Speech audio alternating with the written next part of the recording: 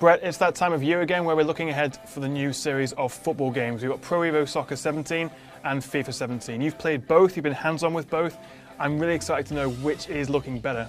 It's a tough call at the minute. The problem is every year when these games come out, you're going to have, it's a bit like any political campaign really. You've got people who say, well, I love PES, I love FIFA, you're never going to change my opinion. The rivalry's been going on for forever really, hasn't it? Oh yeah. Are you on a particular side or are you kind of impartial? I'm a very flippant person. I've growing up, I was very much a FIFA kid, and then when I sort of got a bit older in the PS2 era, I went across to PES.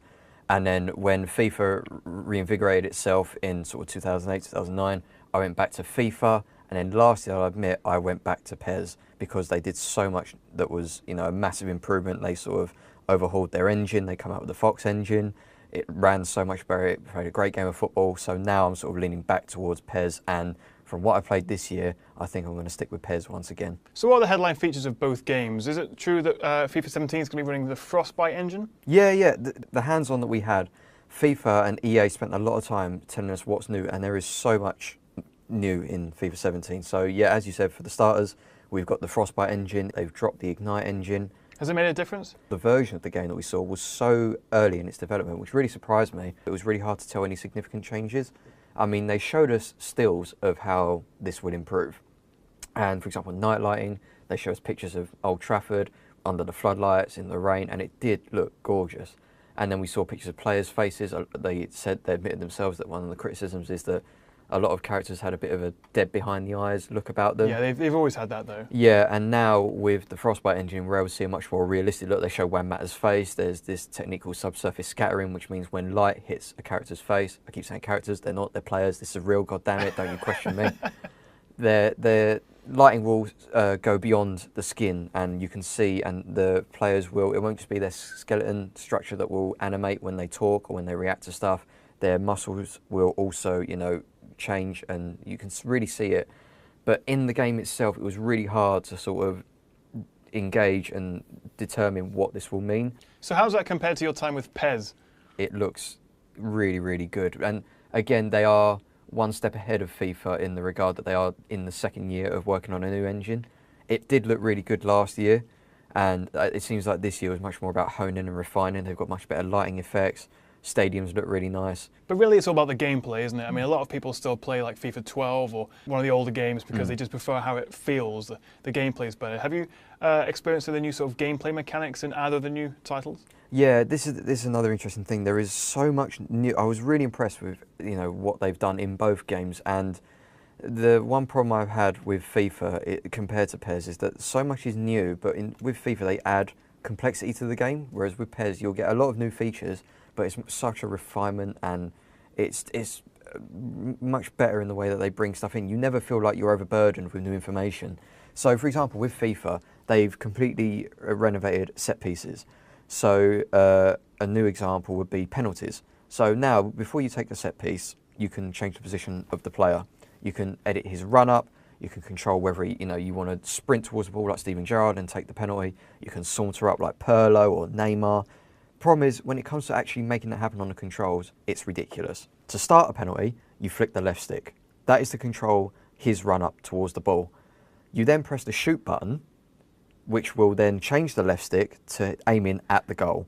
You then can press the bumpers, RB or LB or R1, L1, to then choose whether you want to side foot the ball or chip it. You don't have to do that. And then you can press right trigger if you want to sprint towards the ball and shoot. All this is supposed to be done in the time that you're running 5 or 6 yards. Exactly, and it's completely unnecessary. That's ridiculous, isn't it? Yeah, it's so overcomplicated, and all they needed to do was simply make, just simplify it.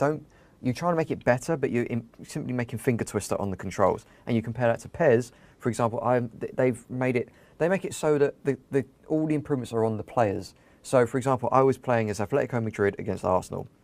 I made a through ball pass to Fernando Torres. He was left side of the penalty box, and what I wanted to do is I wanted to take a quick touch and then shoot. The game somehow knew that. I didn't say this is what I wanted to do, it just knew.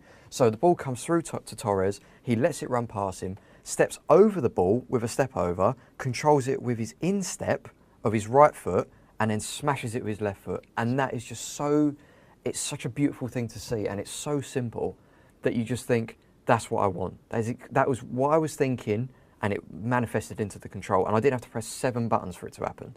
Now, one of the new things we have to talk about with FIFA is its new story mode. Yeah. Cutscenes and sort of acting, what's all this about? So one of the main reasons why they moved across to the Frostbite engine from Ignite was it allowed this narrative-driven storytelling. You follow Alex Hunter on his life story from, also ran in the academy to international superstar for the England team. Now, EA has consulted with BioWare on this to do the story arc, so you get narrative choices, your performances will affect how well you do. You play poorly for a number of games, you will be sent on loan. You play poorly at the start of the career, you won't get a good team to start with, you'll end up in League 2, League 1. Play very well and you'll end up with the top clubs. From what we saw, the acting's a bit ropey, it's a bit cheesy. If anyone's seen Goal, the movie, it reminded me a lot of that. It sounds mega cringy though. I mean, do you buy any of this? Does it just feel awkward watching it? I think you kind of have to. I mean, NBA 2K does a really nice story mode. The last one that they did, NBA 2K16, was directed by Spike Lee. Really, really nice, but you didn't feel as you was passive in that. I like the idea that I'm in control. If I play well, I get in the team. In training drills, I can improve. Alex Hunter, he can only play in attacking positions, but I like the idea that this is a brand new mode that I'll be able to sort of just take it for what it is, and my actions will have a consequence in the game, which will be nice, So we're expecting the new Pro Evo and FIFA in September, is it? Yeah, PES normally comes out before FIFA. We haven't got an exact release date yet for PES, but FIFA comes out September 29th on all the consoles you expect. And I'm guessing from what you've been saying, you're slightly more looking forward to PES? Yeah, I am at the minute. Yeah, I was really impressed at what I played for PES. It's just a really beautiful game of football, and there's so much little tweaking that you can do. FIFA, it's good, but I worry that they've overcomplicated and sort of broke what was in need of fixing, so I need to see more of it, basically. Well, it's good to see that PES is back in the game, because for years FIFA's been ahead and PES has just been way back behind, so it's great to see that there's a bit more competition this year. Yeah, that's the best thing, is that there's actually a genuine conversation to be had over what's the best game of football this year.